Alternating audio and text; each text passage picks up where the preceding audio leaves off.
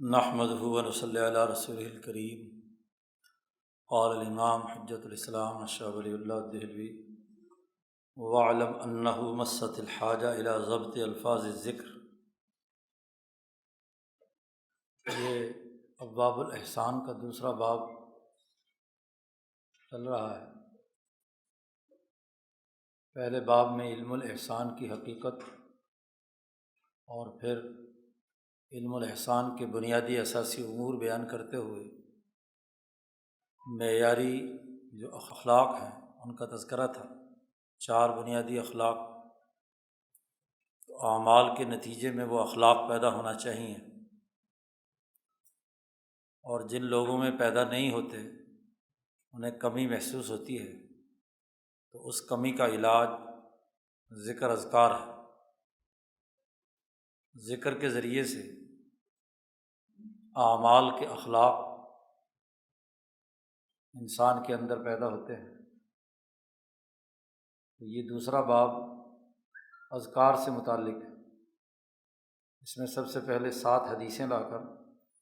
ذکر کی اہمیت بیان کی ہے کہ کیسے ذکر اللہ انسانی زندگی کے اندر تغیر و تبدل کا باعث ہوتا ہے۔ یوں تو بے شمار احادیث ہیں، لیکن 7 منتخب احادیث پیچھے شروع میں بیان کر دی، اور اس کے بعد بڑی اصولی بات ذکر اذکار سے متعلق تمام احادیث کے حوالے سے یہاں سے اب بیان کرتے ہیں۔ اور اس میں دوسرا علمی قاعدہ اور ضابطہ یہ بیان کر رہے ہیں کہ ذکر اللہ، اللہ کا نام لینا ہے، تو اللہ کا نام کن الفاظ کے ساتھ لیا جائے۔ کسی بھی قانون اور سوسائٹی کے اجتماعی نظام کو تشکیل دینے کے لیے یہ بھی ضروری ہے کہ وہ الفاظ اور وہ بنیادی ساخت صیغوں کی متعین کر دی جائے جس میں کسی بھی درجے کا کوئی ابہام ہو۔ پیچھے ایک بحث میں شاہ صاحب نے واضح کیا تھا کہ ذات باری تعالیٰ کے ساتھ انسان کا تعلق خالق و مخلوق کا رشتہ ہے۔ اب خالق کا نام لینا ہے تو نام لینا بڑے احتیاط سے ہوگا۔ ایسے الفاظ کا انتخاب جو کہیں شان خداوندی کے خلاف ہو تو وہ بھی مناسب نہیں ہے، اور ایسے الفاظ کہ جو کسی نہ کسی درجے میں الحاد پیدا کرنے کا سبب ہوں، انحراف پیدا کرنے کا سبب ہوں، وہ بھی نہیں ہونے چاہیے۔ تو سب سے محفوظ راستہ یہ ہے کہ جن الفاظ کے ساتھ اللہ کو یاد کیا جائے، اس کی تعریف یا تسبیح و تحمید بیان کی جائے، وہ متعین کر دیے جائیں، کیونکہ ہر آدمی اس اعلیٰ درجے پہ ذات باری تعالیٰ کی عظمت اور ہیبت و جلال پیدا نہیں کر سکتا اپنے اندر، اور جذبات کے اظہار اور الفاظ کے بیان میں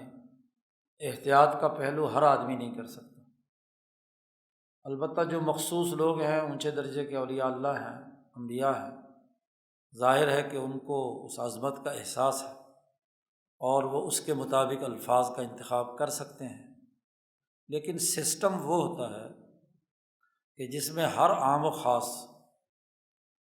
2 ٹوک انداز میں اس پر عمل کر سکے۔ اس کو اتنی عقل نہ بھی ہو تو اس کے لیے سیدھا اور صاف راستہ یہ ہے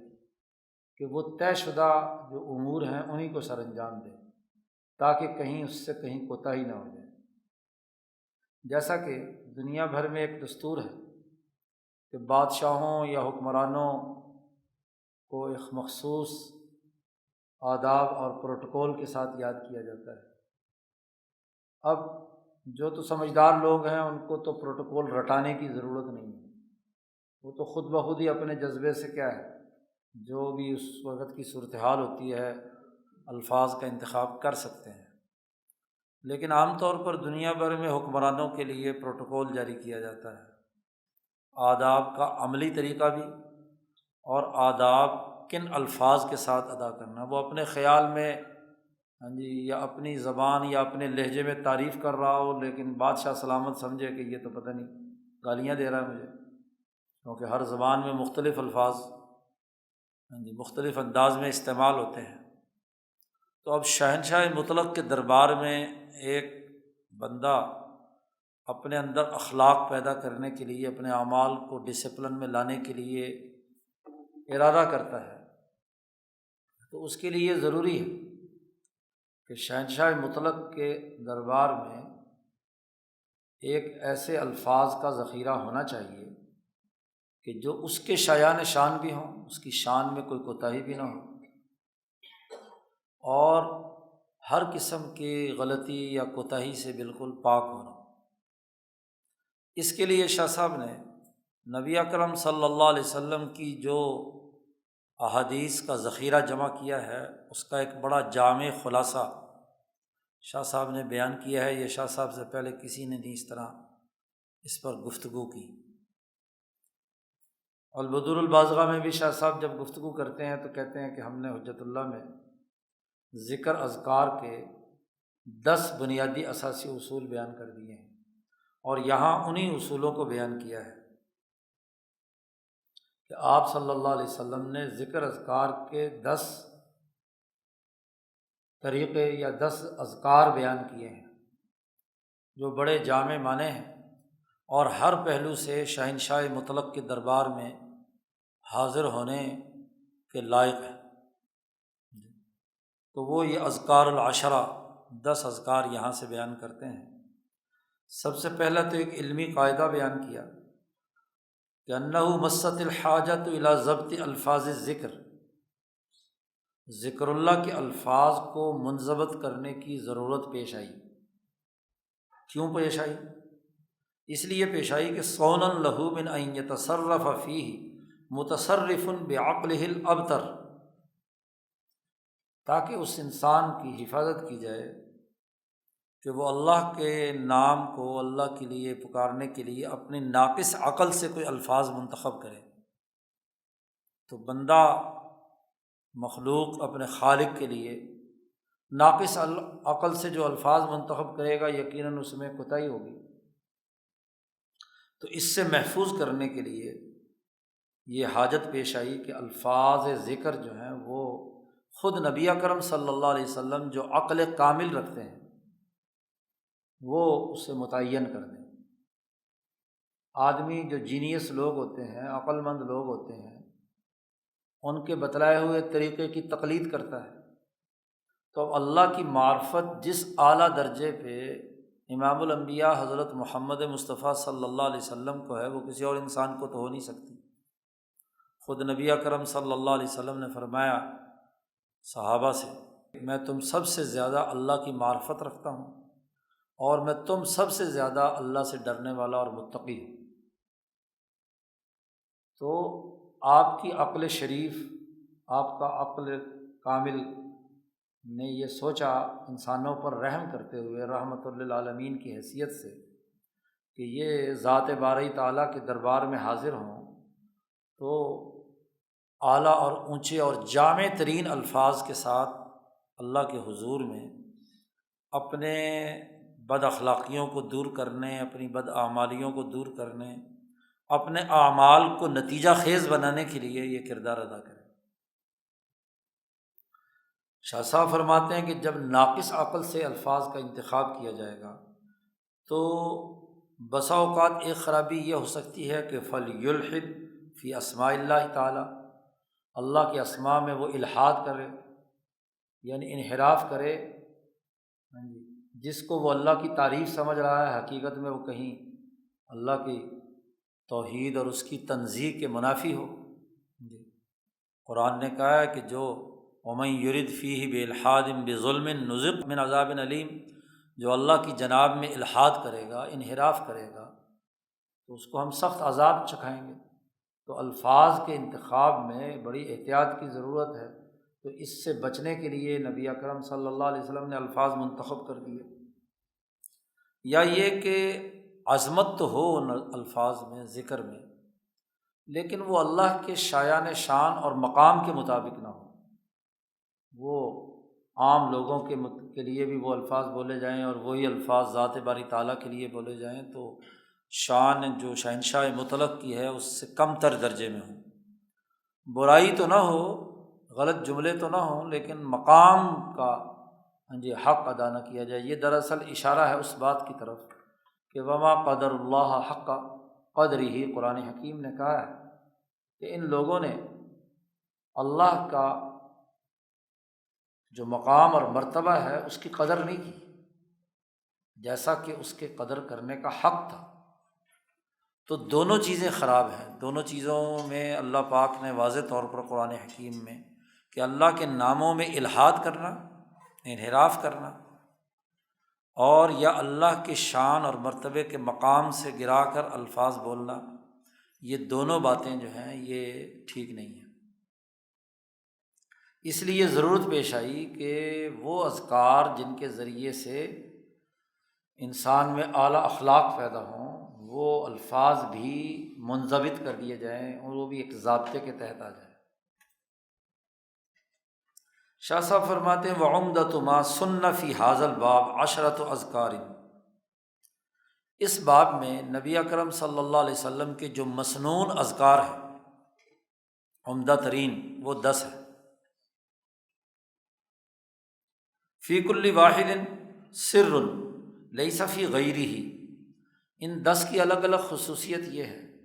کہ ہر ایک ذکر میں ایک ایسا راز پوشیدہ ہے، ایک ایسی معنویت اور ایسی ایک جان اور ایک چاہت اور عشق ہے کہ جو اس کے علاوہ کسی دوسرے ذکر میں نہیں، باقی 9 میں نہیں۔ ہر ایک ایک یونیک خصوصیت لیے ہوئے 10 کے 10 جو ہیں، تلک عشرۃ کاملہ۔ تو یہ 10 اذکار جو ہیں اپنے اندر ایک خاص خصوصیت رکھتے ہیں۔ وَلِذَلِكَ سَنَّ النَّبِيُّ صلی اللہ علیہ وسلم فی کل موطن ان یجمع بین الوان منها، اس لیے نبی اکرم صلی اللہ علیہ وسلم نے ہر ایک مقام اور مرتبے کے حوالے سے مسنون اذکار بیان کر دیے تاکہ مختلف انواع و اقسام کے جو رنگ ہیں اللہ کے اسماء و صفات کے، انہیں ایک جگہ جمع کر دیا جائے۔ اور وہ 10 رنگ تقریباً ہیں جس کو شاہ صاحب کہتے ہیں کہ شاہ نبی اکرم صلی اللہ علیہ وسلم نے بیان فرمایا ہے۔ پھر ایک اور بات کی طرف بھی یہاں اہمیت کے ساتھ توجہ دلائی ہے کہ یہ 10 رنگ کیوں اختیار کیے ہیں، 10 اذکار کیوں؟ جب اللہ کے ساتھ خالق و مخلوق کا رشتہ ہے تو پھر ایک ہی ذکر کافی ہونا چاہیے۔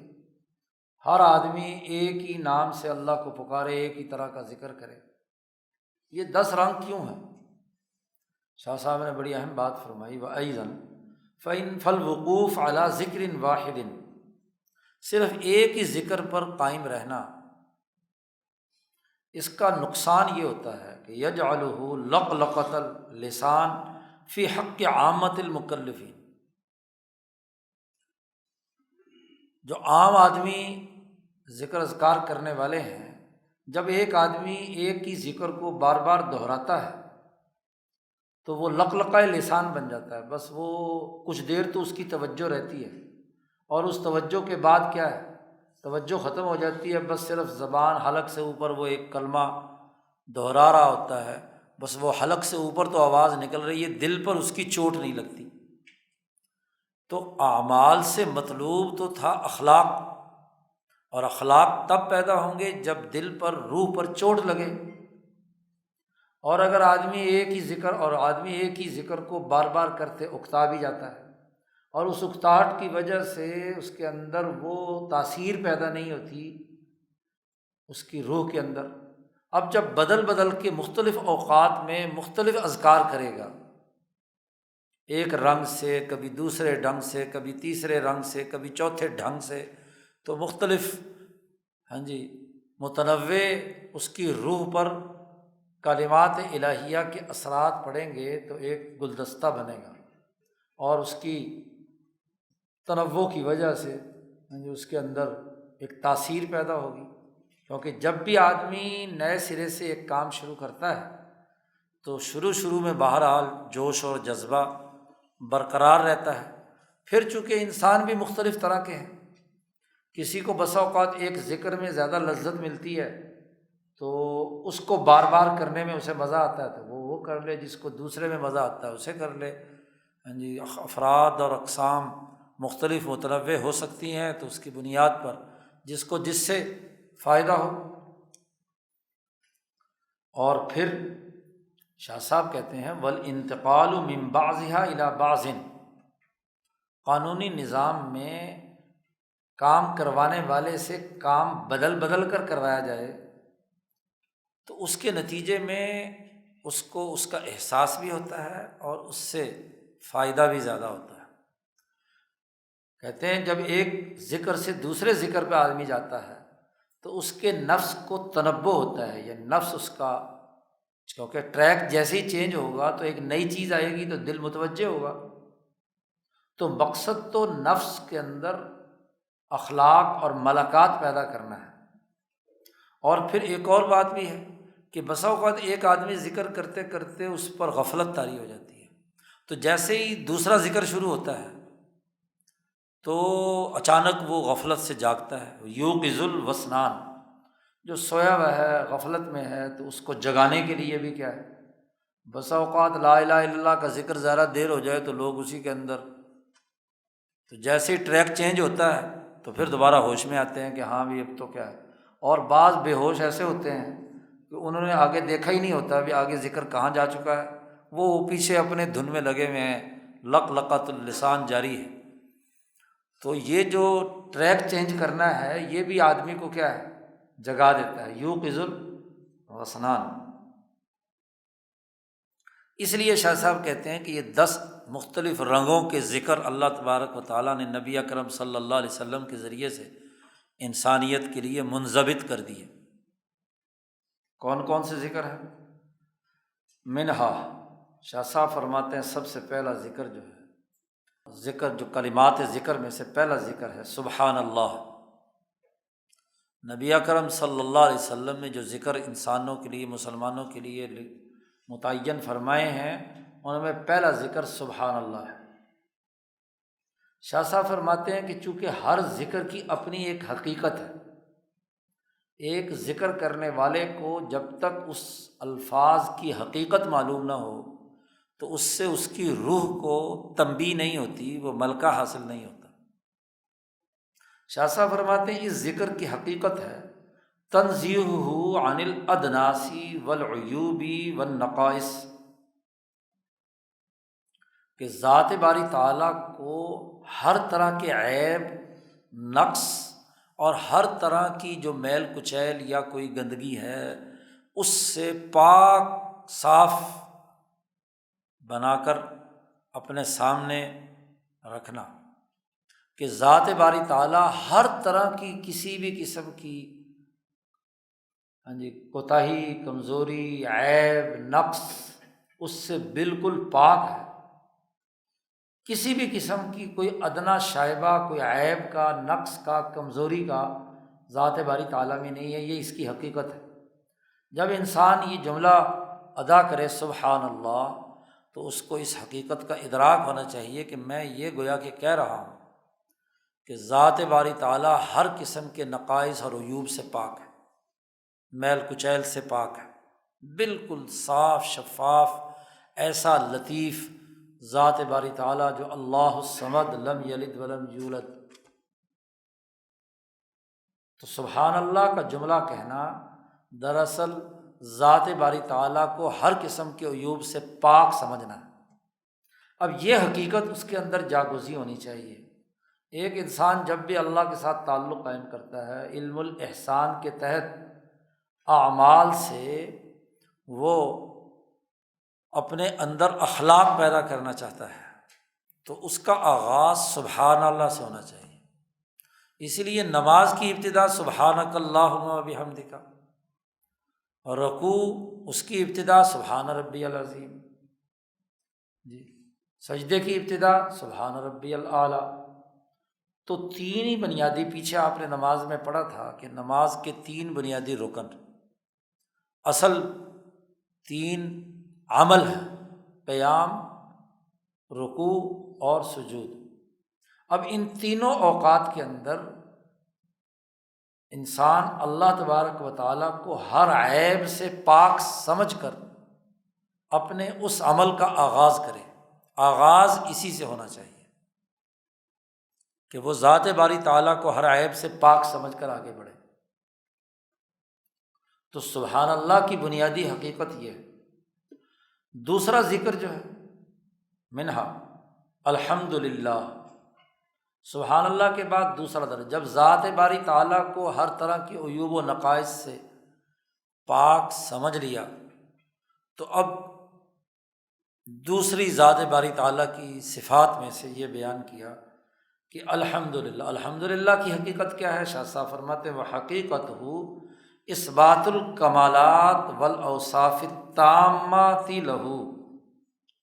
دنیا میں جو کمال بھی ہے اور جتنی بھی کامل ترین کسی موصوف کی صفات ہو سکتی ہیں،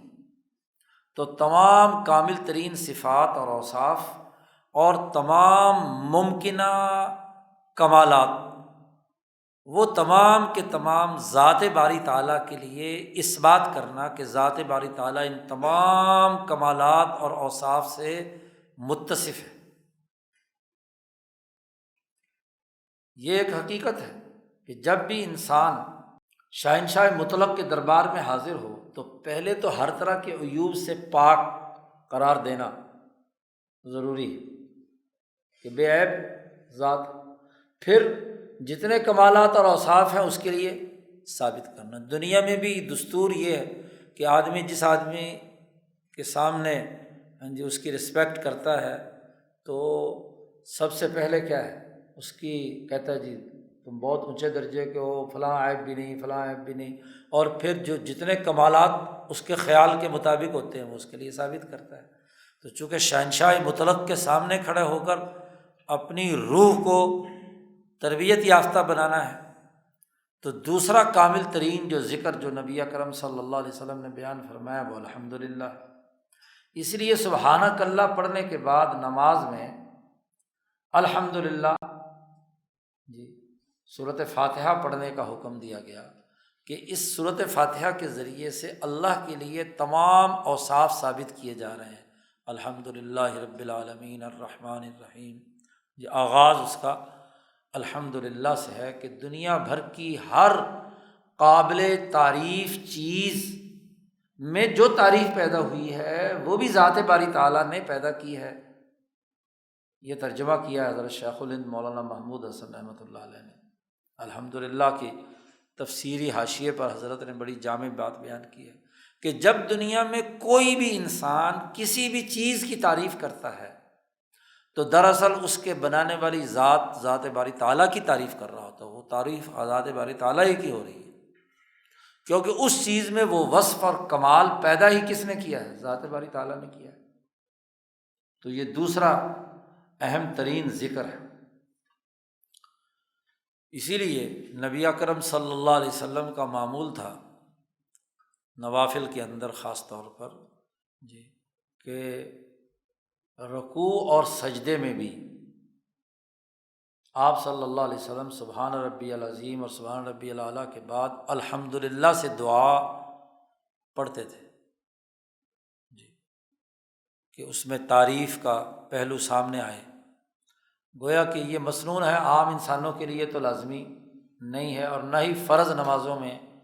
امام صاحب کو یہ کرنے کی عادت وہ ڈالنی چاہیے۔ وجہ یہ ہے کہ پیچھے لوگ ہر طرح کے کھڑے ہوتے ہیں، امام کو تو مختصر نماز پڑھانی ہے، لیکن اپنی نفلوں میں وہ یہ لمبا سجدہ کرے، لمبا رکوع کرے، تو وہ دعائیں جو مسنون ہیں، بہت دعائیں ہیں، وہ آدمی پڑھ سکتا ہے جس کو جتنا زیادہ ذوق شوق ہو۔ شاہ صاحب فرماتے ہیں کہ یہ دونوں کلمے اگر اکٹھے جمع ہو جائیں فَإِذَا اجْتَمَعَتَا فِي كَلِمَةٍ وَاحِدَةٍ، اگر سبحان اللہ والحمد للہ یہ دونوں جملے اگر اکٹھے ہو جائیں تو کانت افصح تعبیر عن معرفت الانسان بربہ، تو یہ بڑی فصیح و بلیغ تعبیر ہے اس حقیقت کو بیان کرنے کے لیے کہ انسان کو اپنے رب کی معرفت حاصل ہوگی۔ تو معرفت خداوندی یا اخبات اللہ یا طہارت کی کیفیت یا بلندی نفس یا ذات باری تعالیٰ جو عادل اور مقسط ہے، ہاں جی، جو عدل و انصاف قائم کرنے والا ہے، اس ذات کے ساتھ اس کی معرفت اسے حاصل ہو گئی ہے، کیونکہ ذات باری تعالیٰ سے تمام عیوب جی ختم کر دیے اور تمام کمالات اور اوصاف اس کے لیے ثابت کر دیے، تو اس سے بڑی فصاحت اور بلاغت والا تعبیر والا جملہ کون سا ہو سکتا ہے؟ لِأَنَّهُ لَا يَسْتَطِيعُ أَن يَعْرِفَهُ، انسان میں ذات باری تعالیٰ کی معرفت حاصل کرنے کی کوئی طاقت نہیں ہے سوائے اس کے کہ وہ ذات باری تعالیٰ سے وہ تمام نقائص سلب کرنے کا خیال ڈالے کہ جو ممکنہ طور پر مخلوقات کے اندر نقائص ہو سکتے ہیں، ان تمام کی نفی کرے اور ذات باری تعالیٰ کے لیے وہ تمام کمالات ثابت کرے جس کا ہم مشاہدہ کرتے ہیں اپنی زندگی میں، اس حیثیت سے کہ وہ کمال ہے۔ تو جس چیز کو بطور کمال کے ہم سمجھتے ہیں، ہر انسان سمجھتا ہے، وہ تمام کمالات اپنے دل کی گہرائیوں سے ذات باری تعالیٰ میں، تو جامع ترین تعریف ہو جاتی ہے ان دو کلمات کے ذریعے سے۔ شاہ صاحب کہتے ہیں کہ جب اس ذکر کی یہ صورت اور یہ شکل صحیفہ عالم میں یا صحیفہ نفس کے اندر بار بار کثرت سے کرنے کے نتیجے میں پختہ ہو جاتی ہے، استقرار ٹھہر جاتی ہے، تو ظہرت ہناک حاصل معرفہ تامتاً کاملتاً، تو پھر یہ معرفت خداوندی ہاں جی کامل شکل میں انسان کی روح کے اندر پختگی کے ساتھ ظاہر ہوتی ہے، اور اسی وقت انسان کے اندر اس ذات باری تعالیٰ کے اسم کے ساتھ جی سبوغ کا فیضان، یعنی انسانی روح پختگی کی طرف، اس کے اندر جو کمیاں کوتاہیاں ہیں وہ دور ہوتی ہیں، اور اس میں بھی کمال، وہ جو کمال ذات باری تعالیٰ کے ہیں وہ اس کے اندر پیدا ہوتے ہیں۔ اللہ سخی ہے تو یہ سخی ہوگا، وہ عادل ہے تو یہ عادل ہوگا، وہ ودود ہے تو یہ محبت کرنے والا ہوگا، وہ خبیر ہے تو یہ باخبر ہوگا، وہ حکیم ہے تو یہ حکمت والا ہوگا، وہ علیم ہے تو یہ علم والا ہوگا۔ تو وہ اخلاق ذات باری تعالیٰ کے جتنے کمالات اللہ کے لیے ثابت کیے ہیں، جب انسان کو اس سے پوری مہارت حاصل ہو جاتی ہے تو انسان کے اندر تخلق باخلاق اللہ، جو صوفیہ نے کہا ہے کہ اللہ کے اخلاق اپنے اندر پیدا کرو، تو وہ اخلاق پیدا ہوتے ہیں۔ شاہ صاحب کہتے ہیں یہ جو میں نے ابھی بات بیان کی ہے کہ یہ دونوں کلمے جمع ہو جائیں تو یہ بہت کامل بات ہے، اس معنی کی طرف خود نبی اکرم صلی اللہ علیہ وسلم نے اپنی اس حدیث میں بھی اشارہ کیا ہے۔ آپ صلی اللہ علیہ وسلم نے ارشاد فرمایا کہ التسبیح نصف المیزان، سبحان اللہ کہنا یہ میزان کے ترازو کا آدھا حصہ ہے، والحمد للہ یملأ، اور الحمدللہ کہنا اس پورے میزان کو بھر دیتا ہے۔ دونوں جملے مل کر میزان کو، یعنی آدھا میزان یہ ہے کہ جب ذات باری تعالیٰ سے نقائص دور کیا، اور آدھا میزان یہ ہے، آدھا پلڑا یہ ہے جس نے اسے بھر دیا، جو الحمدللہ اللہ کے کمال۔ تو اس حدیث میں اشارہ کیا ہے۔ اسی طرح وہ حدیث جو بخاری شریف کے آخر میں آتی ہے کہ وہاں جو بخاری، ترمذی، مسلم تمام حدیث کی کتابوں میں ہے کہ سبحان اللہ و بحمدہ، ان کو حضور نے فرمایا کہ کلمتاً خفیفتاً علی اللسان، زبان پر ادا کرنا بہت آسان ہے، اور ثقیلتاً فی المیزان، اور میزان کے اندر بھاری ہے، اور حبیبتاً الی الرحمن، اور رحمان کو بہت محبوب ہیں۔ یہ اس حدیث میں بھی گویا کہ ان دونوں کلمہ کا سبحان اللہ و بحمدہ، سبحان اللہ العظیم۔ اور ایک دوسری حدیث میں اشارہ ہوا ہے کہ نبی اکرم صلی اللہ علیہ وسلم نے فرمایا کہ جس نے سبحان اللہ والحمد للہ یہ پڑھی، سبحان اللہ العظیم و بحمدہ پڑھا، جملہ الفاظ اصل میں یہ ہیں، تو جنت میں ایک درخت اس کا لگ جاتا ہے جی، غرست لہو نخلا، نخلا کھجور کا ایک درخت لگ جاتا ہے جنت میں، باغوں میں سے باغ میں اضافہ ہو جاتا ہے، ترمذی کی روایت ہے۔ اور ایسے ہی ایک اور روایت میں ہے کہ جب کسی آدمی نے سبحان اللہ والحمد للہ، یہ تیسرا کلمہ آگے بھی ذکر اذکار آ رہے ہیں، جس نے 100 مرتبہ پڑھ لیا تو حطت عنہ خطایا، اس کے تمام گناہ جو ہیں وہ جھڑ جاتے ہیں۔ اگرچہ نبی اکرم صلی اللہ علیہ وسلم نے فرمایا کہ سمندر، پورا سمندر جو 3/4 ہے اس کرۂ ارض کا، اس کے اوپر آنے والا سارا جو نمکین جھاگ ہے، تو سمندری جھاگ سے بھی زیادہ ہی کیوں نہ گناہ ہوں، جس نے 100 مرتبہ یہ کلمات، تیسرا کلمہ پڑھ لیا تو اس کے وہ سارے گناہ جھڑ جاتے ہیں۔ یہ بھی بخاری اور مسلم کی حدیث ہے۔ اسی طرح ایک اور حدیث میں فرمایا کہ قیامت کے دن کوئی آدمی اس سے زیادہ افضل ذکر لے کر نہیں آئے گا، یہ 2 جملوں پر مشتمل، سبحان اللہ و بحمدہ، اور یہ سبحان اللہ والحمد للہ، اور آگے لا الہ الا اللہ کا ذکر بھی آ رہا ہے، الا احد قال مثل ذلک، یا وہ آدمی جس نے اسی طرح 100 دفعہ اسے پڑھا یا اس سے زیادہ پڑھا۔ اسی طرح ایک اور حدیث میں حضور صلی اللہ علیہ وسلم نے فرمایا کہ افضل الکلام، گفتگو اور کلام میں سب سے افضل ترین کلام جس کو اللہ نے فرشتوں کے لیے منتخب کیا تھا کہ فرشتے ہر وقت تسبیح و تحمید میں مشغول رہیں، قرآن حکیم نے ذکر کیا ہے یسبحون بحمد ربہم، جی، تو یہ تسبیح و تحمید جو ہے فرشتوں کے لیے اللہ نے منتخب کیا ہے، تو افضل الکلام یہی ہے۔ اسی طرح نبی اکرم صلی اللہ علیہ وسلم نے ارشاد فرمایا، یہ اس حدیث کا ایک راز بیان کر رہے ہیں کہ اول من یدعا الی الجنت، سب سے پہلے وہ آدمی جنت میں بلایا جائے گا جو اللہ کی حمد و ثنا بیان کریں گے، خوشی کی حالت میں بھی اور تنگی کی حالت میں بھی، مصیبت آ جائے، مشقت آ جائے، خوشی ملے، راحت ملے، انعام ملے، ہر حال میں وہ اللہ کا شکر ادا کرتے ہیں، تو ان کو اللہ پاک سب سے پہلے جنت میں داخل ہونے کا موقع دیا گیا، جنت کے دروازے پر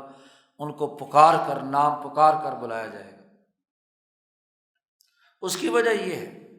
کہ ان لوگوں کا یہ عمل ثبوتی ہے۔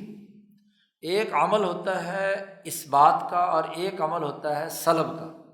یعنی نفی کرنے کا۔ ایک ہے گلاس دھونا اور ایک ہے گلاس بھرنا، تو دھونا ایک سلبی عمل ہے،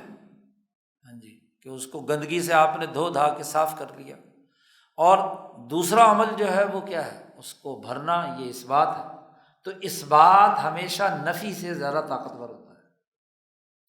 کیونکہ اس بات اس کے بغیر ہو ہی نہیں سکتا جب تک کہ دھویا ہوا نہ ہو۔ تو اس بات کے اندر جو چیز ثابت کی جا رہی ہے اس کے علاوہ ہر چیز کی نفی خود بخود اس بات کے اندر شامل ہوتی ہے، اور جو نفی ہوتی ہے اکیلی، اس میں اس بات شامل نہیں ہوتا۔ تو یہاں ان کا یہ عمل ثبوتی ہے، یہ ابھرا ہے ثبوتی قوتوں کے ذریعے سے، اور ایسے لوگ جو ثبوتی کام کرتے ہیں، جی، وہ انسانوں میں سب سے اعلیٰ درجے کے ہیں کہ جنت میں وہ سب سے پہلے داخل ہوں، جنت کی نعمتوں کے وہ مستحق بنے۔ کیونکہ اگرچہ سلبی صفت استعمال کرنا بھی بہت اچھی اور بنیادی بات ہے، ابتدا ہی اسی سے ہے، لیکن نفی فی ذات ہی وہ مقام نہیں رکھتی جو اس بات اپنا ایک مقام رکھتا ہے۔ تو اس لیے اس حدیث میں اس بات کو حضور صلی اللہ علیہ وسلم نے بیان فرمایا ہے۔ اسی طرح ایک اور قول میں نبی اکرم صلی اللہ علیہ وسلم نے فرمایا کہ افضل الدعاء الحمد للہ، کہ افضل ترین دعا جو ہے وہ الحمد للہ۔ تو فرماتے ہیں شاہ صاحب کہ دعا کی 2 قسمیں ہیں، ہم پہلے بیان کر چکے ہیں، دعوات کا پیچھے ذکر آیا تھا تو وہاں ہم بیان کر چکے ہیں جی کہ دعا کی 2 قسمیں ہیں، اور الحمدللہ جو ہے وہ دونوں دعاؤں کی قسموں کو شامل ہے، کہ اس بات بھی ہے اور اس کے ساتھ ساتھ اس بات سے پہلے نفی کا معاملہ بھی ہے۔ فإن الشکر یزید النعمہ، اس لیے کہ جب ایک آدمی الحمدللہ کہتا ہے تو شکر ادا کرتا ہے، تو یہ نئی نعمت کے لیے گویا کہ دعا ہے، اور پچھلی نعمت کا کیا ہے، شکرانہ ہے۔ تو دونوں دعائیں دونوں قسموں کے اوپر یہ کیا ہے، اور اس لیے کہ یہ الحمدللہ جو ہے معرفت ثبوتی ہے، معرفت سلبی نہیں ہے۔ اسی طرح نبی اکرم صلی اللہ علیہ وسلم کا یہ ارشاد کہ الحمدللہ رأس الشکر، کہ الحمدللہ کا جملہ کہنا یہ شکر کا سر ہے، سربراہ ہے، مرکز ہے، بنیاد ہے۔ اس لیے کہ شکر انسان ادا کرتا ہے زبان سے، دل سے، اعضاء سے، اور زبان، دل اور اعضاء دونوں کی نمائندگی کرتی ہے، اور سب سے فصیح ترین جو اس سلسلے میں دونوں کے مقابلے میں جس سے اظہار ہوتا ہے، کیونکہ دل کی بات کا تو اظہار دل سے تو نہیں ہو سکتا، اور جسم کا اظہار ایک درجے پہ ہوتا ہے، لیکن زبان کا اظہار وہ گویا کہ پورے وجود کے اوپر جو کیفیت طاری ہے اس کیفیت کا اظہار ہے۔ تو جتنی احادیث میں سبحان اللہ یا الحمدللہ سے گفتگو ہوئی تھی،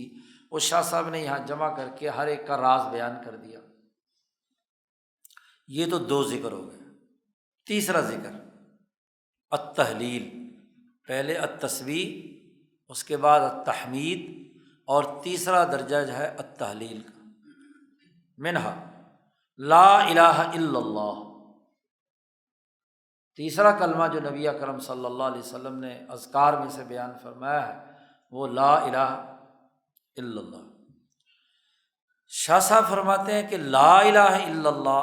ایک کلمہ ہے، کلمہ طیبہ ہے، اور وَلَهُ بُطُونٌ كَثِيرَةٌ، اس کے بہت سے بطن ہیں، معنویتیں ہیں۔ بطن کسے کہتے ہیں؟ نبی اکرم صلی اللہ علیہ وسلم نے فرمایا لِكُلِّ آیَةٍ ظَہْرٌ وَبَطْنٌ، قرآن کی ہر آیت کا ایک ظاہر ہے اور ایک باطن ہے۔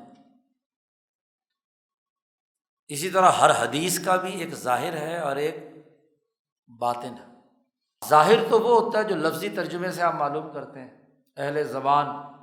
جو اس کا معنی سمجھ رہے ہیں وہ ظاہر ہے۔ باطن وہ ہے کہ جس کو اعلیٰ ترین درجے کے لوگ سمجھتے ہیں، وہ اس ظاہر کے لوازمات میں سے ہوتا ہے۔ یہ بڑی ایک اہم بات ہے سمجھنے کی۔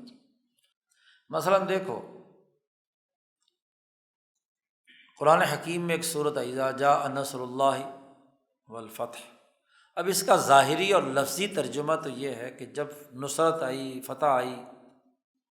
تو نبی اکرم صلی اللہ علیہ وسلم کو کہا گیا کہ آپ اللہ کی تسبیح و تحمید بیان کریں، سبح بحمد ربک واستغفرہ انہ کان توابا، جو لفظی ترجمہ ہے۔ لیکن جیسے ہی یہ سورت پڑھی اور حضرت عبداللہ ابن عباس رضی اللہ تعالی عنہما نے حضرت عمر کی مجلس میں کہا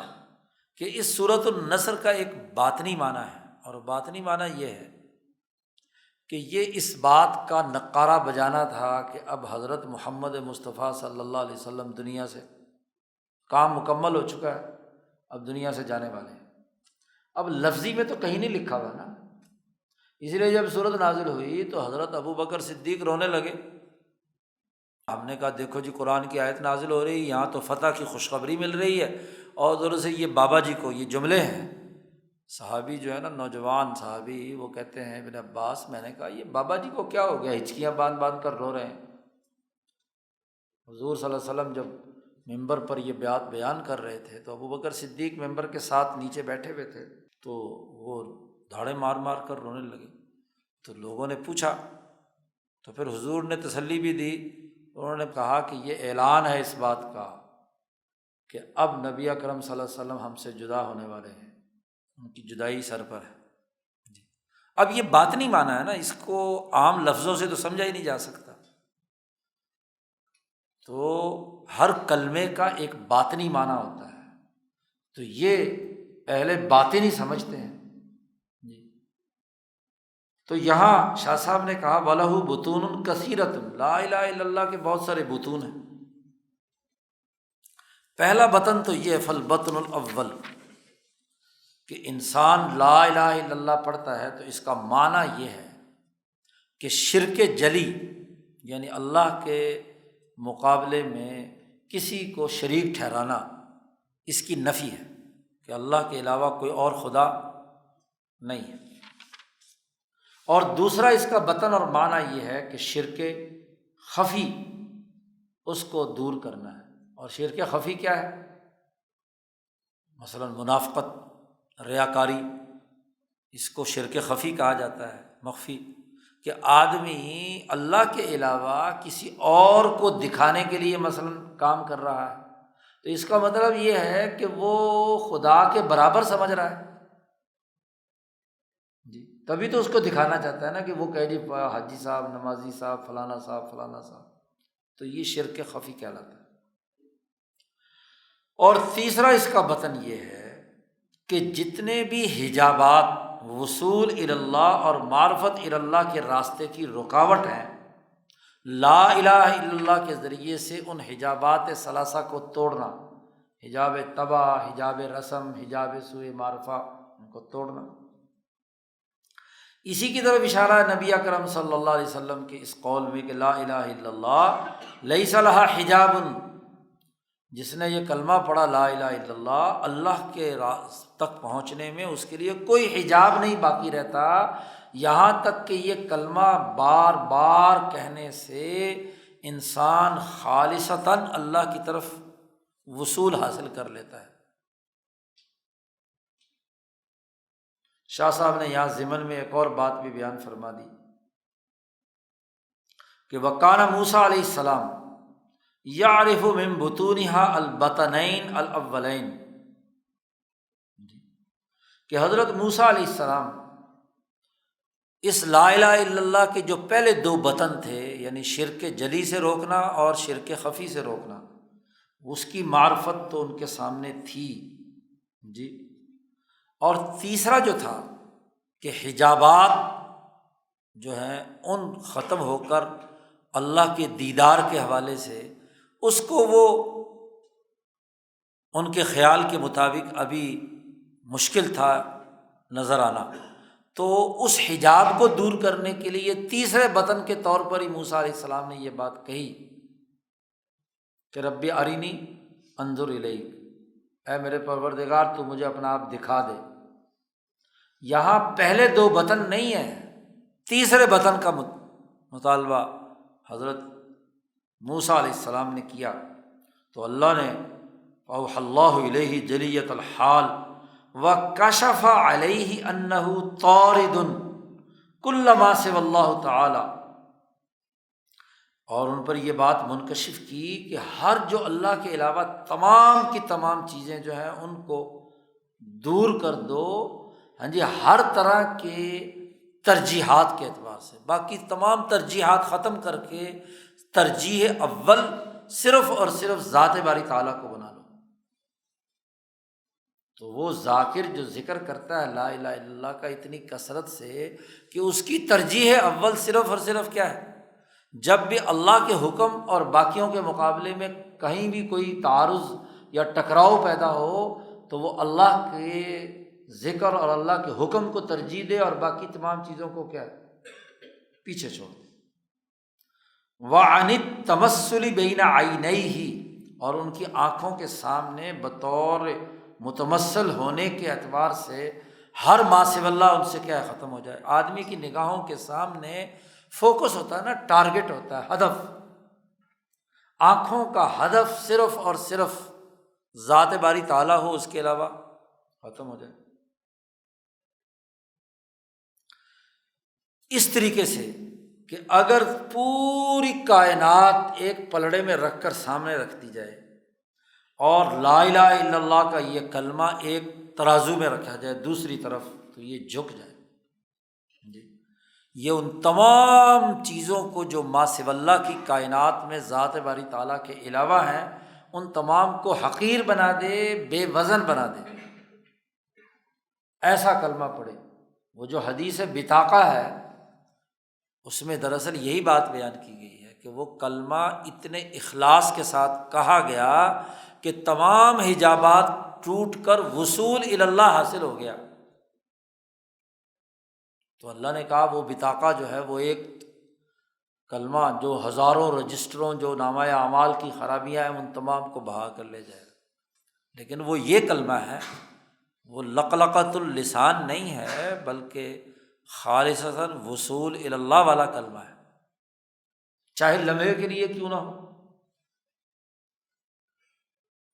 والتحلیلہ، یہ جو تحلیل ہے یعنی لا الہ الا اللہ مع تفصیل ما للنفی والاثبات، اس میں دونوں تفصیلات موجود ہیں، نفی بھی ہے اور اثبات بھی ہے، اس لیے اس ذکر کا نام نفی اثبات بھی کہا جاتا ہے۔ لا الہ اور الا اللہ، کہ کوئی اور خدا نہیں ہے سوائے اللہ کے، وحدہ لا شریک لہ لہ الملک ولہ الحمد وہو علی کل شیء قدیر۔ تو جس آدمی نے 100 مرتبہ یہ پڑھا تو نبی اکرم صلی اللہ علیہ وسلم نے فرمایا کہ یہ پڑھنے والا ایسے ہی ہے جیسے کسی نے 10 غلام آزاد کر دیے، اس کے اندر یہ طاقت اور قوت پیدا ہو گئی کہ وہ 10 غلاموں، مجبوروں، معذوروں کے کو رہا کرانے کے لیے جد و جہد اور کوشش کرنے والا بنا۔ تو لا الہ الا اللہ وحدہ لا شریک لہ لہ الملک ولہ الحمد وہو علی کل شیء قدیر۔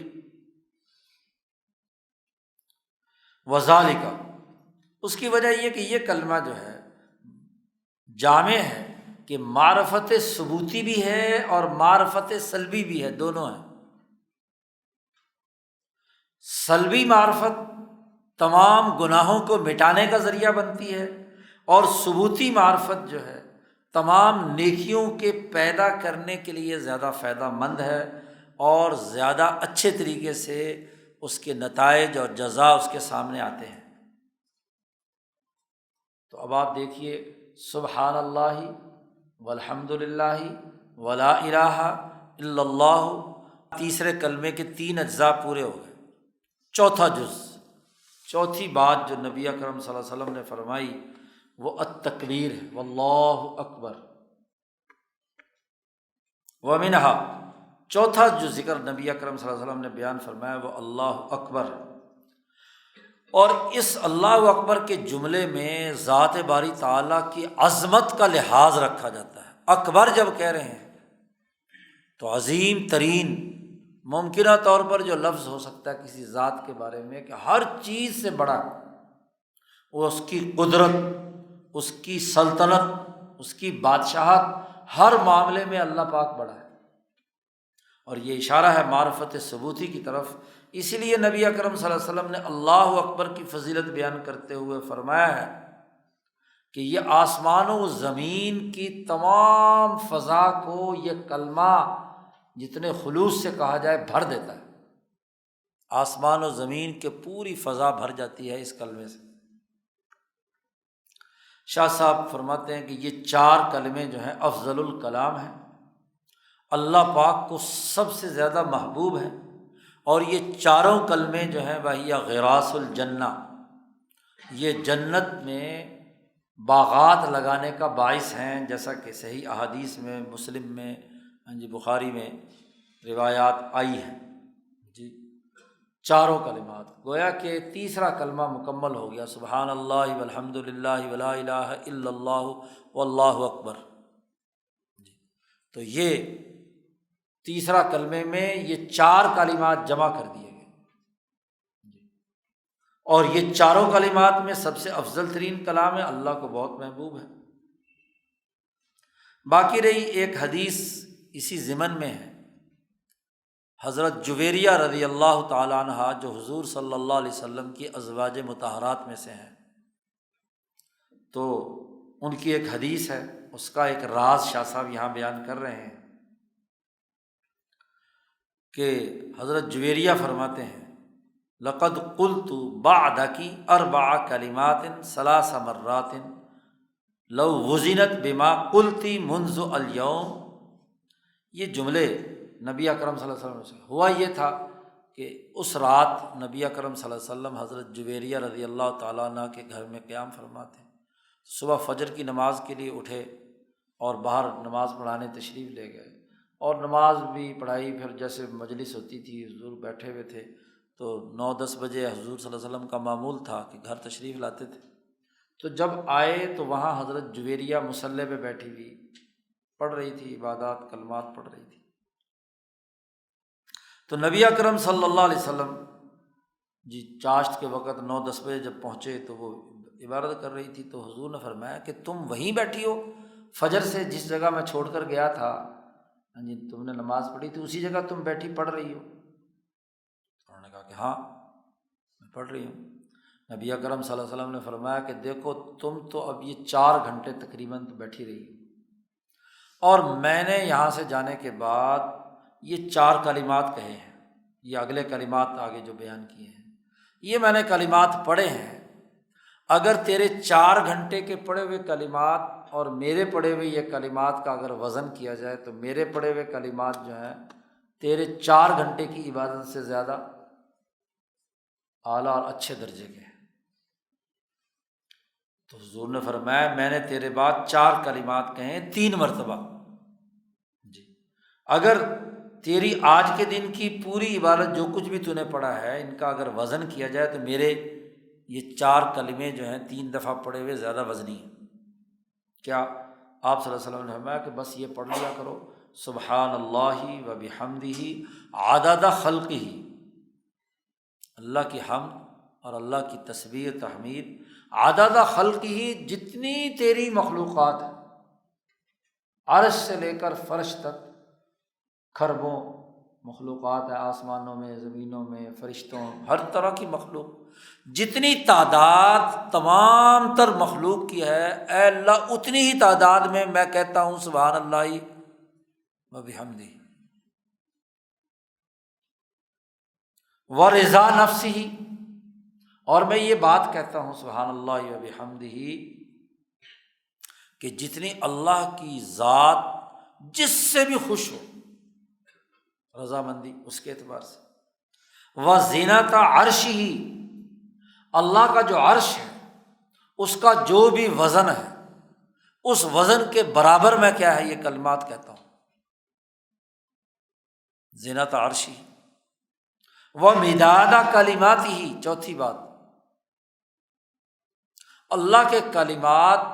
جس روشنائی سے لکھے جائیں تو وہ کبھی تو ختم نہیں ہوں گے نا۔ قرآن نے کہا ہے کہ اگر دنیا کے سارے درخت قلم بن جائیں اور دنیا کے سارے سمندر روشنائی بن جائیں اور پھر اللہ کے حمد و ثنا لکھی جائے ان قلموں سے اور ان روشنائیوں سے، اور یہی نہیں اس کے مثل اور بھی ہو جائیں، تو تب بھی اللہ کے کلمات پورے طور پر لکھے نہیں جا سکتے۔ تو 3/4 پانی جو اس کرۂ ارض میں سارا کا سارا روشنائی بن جائے 2 مرتبہ تو تب بھی وہ پورا نہیں ہوگا۔ تو نبی اکرم صلی اللہ علیہ وسلم فرماتے ہیں کہ کلمہ تم یہ پڑھ لیتی کہ سبحان اللہ و بحمدہ تیری مخلوق کی تعداد کے مطابق، تیری اپنی رضا اور خوشی کے مطابق،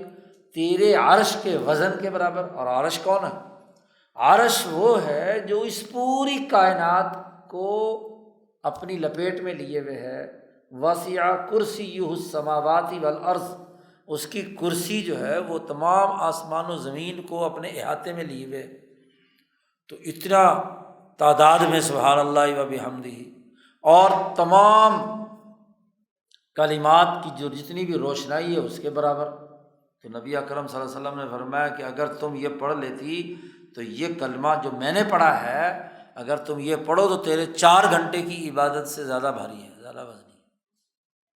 اب اس حدیث کا راز شاہ صاحب کہتے ہیں سر حدیث جویریہ، جویریہ رضی اللہ تعالیٰ عنہ کی اس حدیث کا راز یہ ہے کہ جب کوئی بھی کلمہ دل کی گہرائیوں سے نکل کر عمل کی یہ شکل و صورت اس صحیفہ عالم میں یا انسان کے نفس کے صحیفے میں پختہ ہو جاتی ہے، اور انسان کا نفس سماحت اور وقار کے ساتھ پوری کائنات اور پوری مخلوقات کا احاطہ کر کے اس کلمات کو ان تمام وسیع ترین دائروں میں اس کا پھیلاؤ جب وہ کرتا ہے، کان انفصاحھا و انشراحھا عند الجزاء، تو پھر اس کلمے کی معنویت کے مطابق اس کو جزا ملے گی جی، کیونکہ اس کی سماحت نفس، بلندی نفس یہ ہے کہ وہ عرش الہی، تمام مداد کلمات، تمام جتنے بھی مخلوقات ہیں، اللہ کی رضا کے جتنے بھی دائرے ہیں، ان تمام دائروں پر وہ اپنا کلمہ اپنی ذہنی توسع اور اپنے قلب کی جرأت اور ہمت سے وہ کر رہا ہے، تو گویا کہ تمام چیزوں کو اس نے احاطے میں لے لیا۔ اور اگر اس کو احاطے میں لے کر وزن کہیں بھی کیا جائے تو اس کا وزن تو بہت اعلیٰ ہوگا، حتیٰ کہ وہ 4 گھنٹے کے کلمات بھی اس کے وزن کے اندر آ جائیں گے۔ تو بھائی 4 گھنٹے کے وہ جو کم درجے کے اعمال ہیں یا کلمات ہیں، اس کے مقابلے میں وہ کلمات جو تمام چیزوں میں، تو گویا کہ سماحت نفس یا بلندی نفس کا ایک اعلیٰ مقام اس کے اندر ہے۔ صرف حلق سے اوپر پڑھنا نہیں ہے، لوگ بس آج کل یہ حدیثیں سن کر لقلقۃ اللسان تو کرتے ہیں، لیکن جو کیفیات صوفیہ اور اولیاء اللہ کی اور انبیاء علیہم السلام اور صحابہ کی ہیں، ان کیفیات کو حاصل کرنے کی فکر نہیں کرتے۔ سماحت نفس تو ہوتا نہیں ہے، تو پھر وہ کلمات جو ہے کہتے ہیں کہ جی ہم پھر اس کی کیلکولیشن شروع کر دیتے ہیں کہ جی اتنے لاکھ کا ثواب مل گیا، اتنے کروڑ مل گیا، اتنے فلانا مل گیا۔ عمل کا تعلق تو قلب کی اس حالت سے ہے جس میں وہ اخلاق اربع کس درجے میں آئے، سماحت کس درجے میں آئی۔ پھر شاہ صاحب ایک اور بڑی اہم بات بیان فرما رہے ہیں، وَعْلَمْ، علمی طور پر یہ بات بھی جان لیجئے کہ ان من کان اکثر میلہ الی تلون النفس بلون معنی الذکر، جو آدمی جس کا میلان اس حوالے سے ہو کہ اس کا نفس رنگین ہوتا ہے ذکر کے معنی کے رنگ سے۔ دیکھو انسان 2 طرح کے ہوتے ہیں، ایک انسان وہ ہوتا ہے کہ جو جبلت کے اعتبار سے بہت اعلیٰ درجے کا ہوتا ہے، اس کا قلب از خود جیسے اونچے درجے کے انبیاء ہیں، صحابہ ہیں، اولیاء اللہ ہیں، تو وہاں وہ انبیاء علیہم السلام کے بالخصوص جو قلوب ہوتے ہیں وہ بے رنگ ہوتے ہیں، ہر رنگ ان پر آ جاتا ہے جی۔ عصمت کی بحث میں ہم نے رمضان کے خطبات میں اس پر گفتگو کی تھی، اور ایک وہ ولی ہوتا ہے کہ جس پر کسی ایک رنگ کو پکا کرنے کے لیے وہ کثرت سے ذکر کرتا ہے۔ تو شاہ صاحب کہتے ہیں کہ جس کا نفس ذکر کے رنگ سے رنگین ہونے کا میلان زیادہ ہو تو فالمناسب فی حق ہی، اس کے حق میں مناسب بات یہ ہے کہ وہ کثرت سے ذکر کرے، تاکہ اس کثرت ذکر سے اس کا نفس رنگین اس ذکر کے ساتھ ہو جائے۔ اور ومن کان اکثر میلہ الی محافظت صورت العمل فی الصحیفہ، اور جس آدمی کا زیادہ تر میلان عمل کی شکل و صورت کی حفاظت کے ساتھ ہے، عدل کا خلق ہے، اس کی ایک عملی شکل ہے، سماحت کی ایک عملی شکل ہے، طہارت کی ایک عملی شکل ہے، اخبات کی ایک عملی شکل ہے، اس کی صورت کی حفاظت کی طرف اس کا قلبی رجحان ہے، اس کی جبلت اور اس کی روح اس بات کا تقاضا کرتی ہے، اور آخرت قیامت کے دن میں اس کے ظہور کے حوالے سے ہے، تو فالانفع فی حق ہی، تو اس کے حق میں نفع بخش بات یہ ہے کہ وہ اختیار و ذکری رابن علی الاذکار بالکیفیہ، کہ وہ ایسا ذکر کرے کہ جو اس کے اندر نشو و نما پیدا کرے کیفیت کو۔ بعض لوگ ہوتے ہیں ان کو ذکر کا رنگ تو آتا ہے لیکن کیفیت نہیں آتی، عشق نہیں پیدا ہوتا، رنگ نہیں چڑھتا، تو ان کو کیفیتیں پیدا کرنے والا ہاں جی ذکر اختیار کرنا چاہیے جس سے اس کے اندر کیفیت، جذب کی کیفیت پیدا ہو، عشق کی کیفیت پیدا ہو، ہاں جی اس کے اندر۔ تو دونوں طرح کے آدمیوں کو اس طرح کا ذکر اختیار کرنا چاہیے، اور یہ افراد کے حالات کے مختلف ہونے کی وجہ سے ہاں جی اس کے اندر ہاں جی اس کا، اسی لیے بسا اوقات جو پہلا فرد ہے جو معنی ذکر کے رنگ کو سامنے رکھتا ہے وہ ذہین فتین آدمی ہوتا ہے جو معنی کو فوکس کرنے کی دماغ میں صلاحیت رکھتا ہے، کہ وہ ایک چیز پر اٹک گیا تو بس پختہ ہو گیا، دماغ ادھر ادھر اس کا نہیں جا رہا۔ اور ایک وہ ہے جس کے اندر یعنی یکسوئی پیدا کرنا مشکل ہے، تو اس کو کیفیت کی طرف توجہ دینی چاہیے۔ اسی لیے مشائخ جو ہیں جب ذکر کرنے والے ذکر کرتے ہیں تو بسا اوقات ان کو قبض ہو جاتا ہے۔ ایک قبض وہ ہے جو حکیموں والی ہے، اور ایک تصوف کے ہاں بھی اصطلاح ہے قبض کی،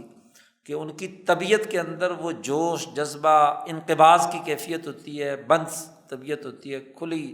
نہیں ہوتی، تو پھر ان کو وہ کوئی ایسا ذکر تلقین کرتے ہیں درمیان میں، کوئی عاشقانہ شاعری، کوئی اس طرح کے جملے پھڑکتے ہوئے جس سے ان کے اندر وہ کیفیت پیدا ہو، وہ قبض ٹوٹے، اور ان کی توجہ جو ہے وہ دوسری طرف ہو کر ذات باری تعالیٰ کے کسی نہ کسی عشق میں مبتلا ہو، تو اس کے اثرات، کیفیات کے اثرات ہاں جی ظاہر ہوتے ہیں۔ اس لیے بعض لوگوں کو مشائخ ایسے موقع پر عاشقانہ اشعار پڑھنے کی اجازت دے دیتے ہیں، کہ شیخ سعدی کے اشعار ہیں، عطار کے ہیں، یہ چشتی سلسلے کے بزرگوں کے ہاں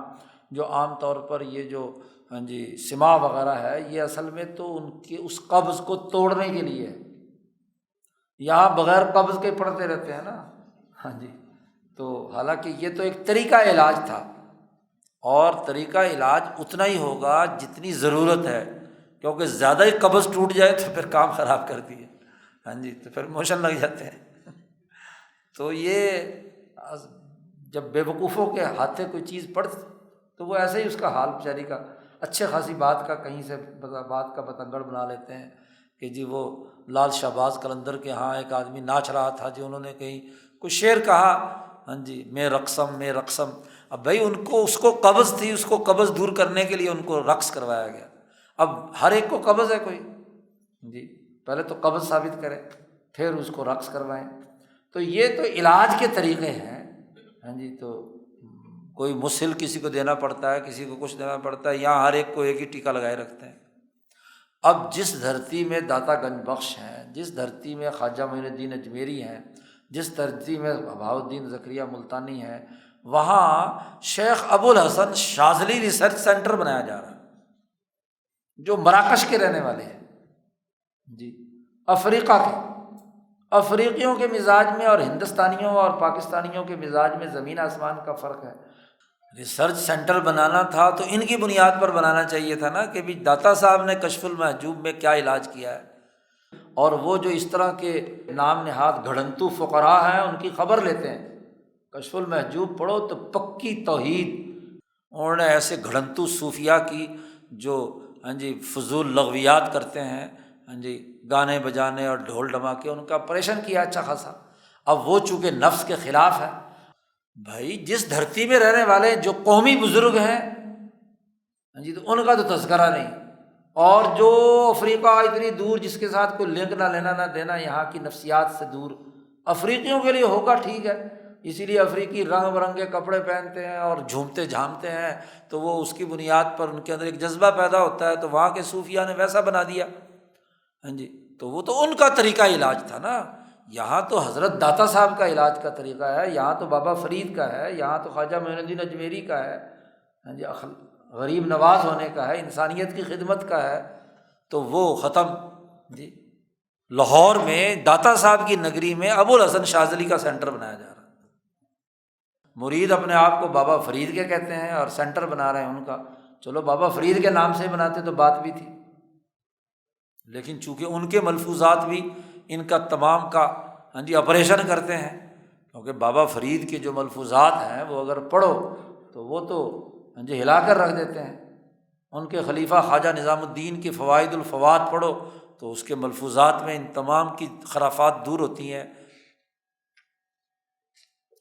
تو شاہ صاحب کہتے ہیں وَلَيْسَ لِأَحَدٍ أَن يَقُولَ، کسی کے لیے یہ نہیں ہے کہ یہ کہے کہ یہ کلمات 3 دفعہ پڑھے تو تمام اذکار سے افضل ہیں۔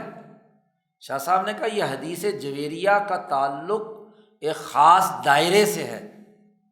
اب اگر کوئی آدمی اس حدیث کی بنیاد پر یہ کہے کہ یہ 3 دفعہ کلمے پڑھ لینے کے بعد اس نے جو جملے کہے ہیں وہ دنیا بھر کے تمام اذکار سے افضل ہو گئے، یہ مطلب اس حدیث کا نہیں ہے۔ یکون الاعتناء بکثرت الاذکار، اور کثرت اذکار اسی کے اوپر وہ شروع ہو جائے، اور استیعاب الاوقات فیہا ضائعا، اور وہ یہ کہے کہ باقی اوقات میں باقی ذکر پڑھنا یہ وقت ضائع کرنا ہے، یہ کسی کے لیے جائز نہیں ہے کہ اس حدیث کی بنیاد پر یہ جملہ کہے۔ اس لیے کہ یہ جو فضیلت بیان فرمائی ہے نبی اکرم صلی اللہ علیہ وسلم نے، یہ مختلف پہلوؤں سے ہوتی ہے۔ انما ہوا باعتبار دون اعتبار، ایک پہلو سے یہ فضیلت ہے اس حدیث کی، نہ یہ کہ ہر پہلو سے اس کی فضیلت ہے، ورنہ تو پھر اگر یہ بات ہو تو پھر تو باقی سارے ذکر چھوڑو اور یہ سبحان اللہ وبحمدہ عدد خلقہ رضا نفسہ وزینت عرشہ ومداد کلماتہ یہ پڑھ کر کہو کہ جی بس سب سے افضل میں نے بات کہہ دی، باقی اذکار کی کیا ضرورت ہے؟ تو یہ کہنے کی اجازت نہیں ہے، کیونکہ یہ افضلیت جو ہے یہ ایک اعتبار سے ہے، ایک پہلو سے ہے، اور پھر حضور صلی اللہ علیہ وسلم کا پڑھنا اور خواہ آپ کی زوجہ محترمہ ہی ہوں تو ان کا پڑھنا، تو دونوں کے پڑھنے میں بھی تو فرق ہے نا۔ آپ صلی اللہ علیہ وسلم کا مقام کیا ہے، اور حضرت جویریہ باوجود زوج نبی ہیں لیکن ان کا مقام نبی کے مقابلے میں تو کیا ہے؟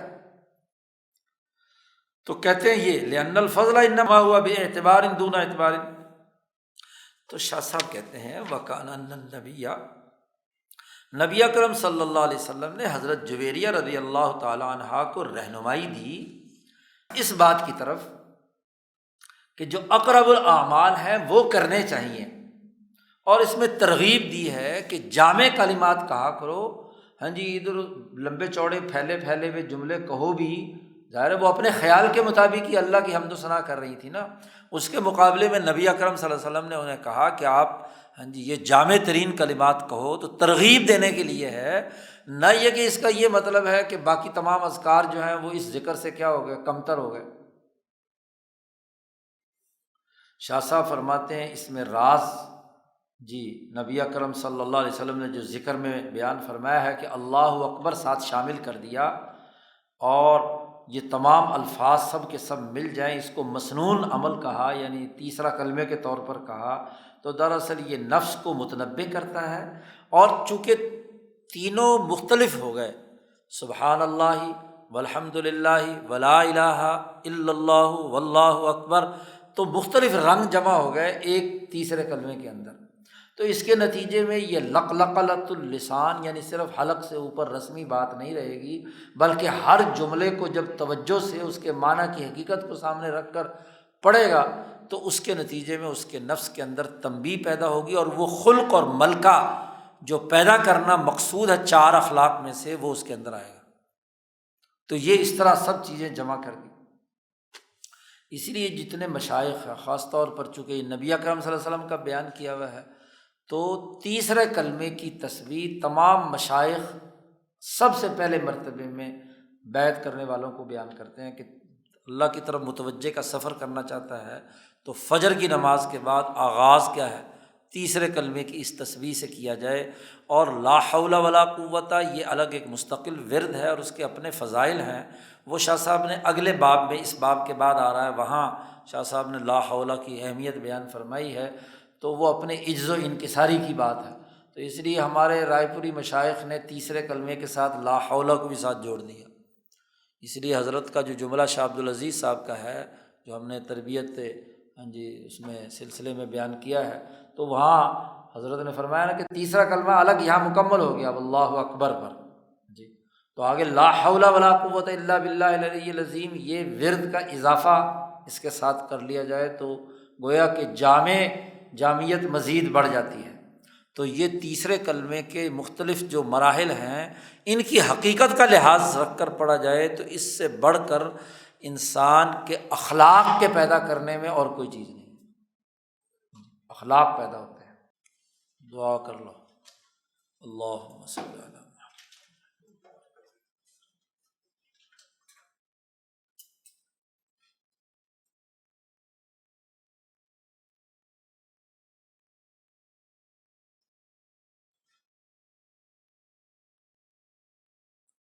اجمعین۔